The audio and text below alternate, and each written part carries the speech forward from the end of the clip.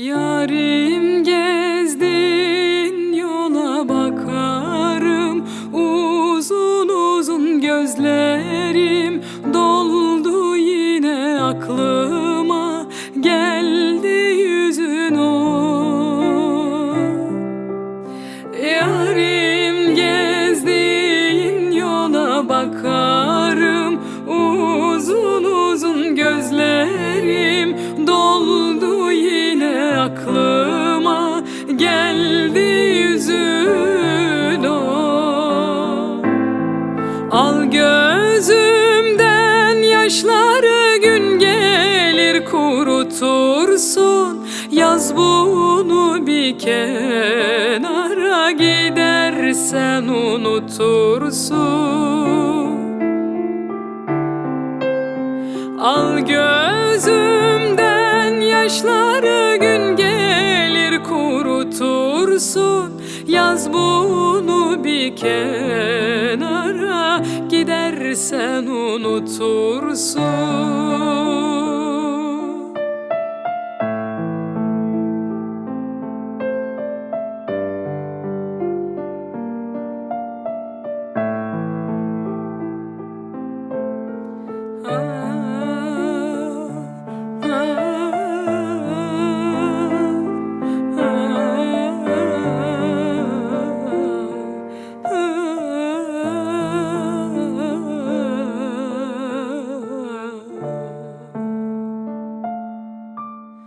Limanın gemileri demir aldı, gidecek benim gözyaşlarımı kim gördü, kim bilecek o.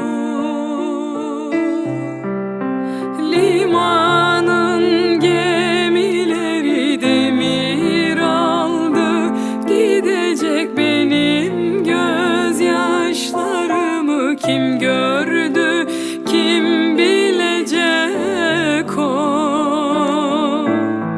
Al gözümden yaşları, gün gelir kurutursun. Yaz bunu bir kenara, gidersen unutursun.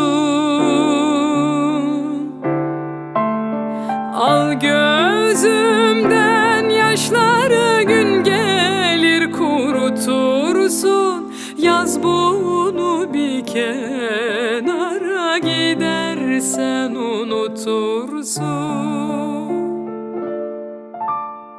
Al gözümden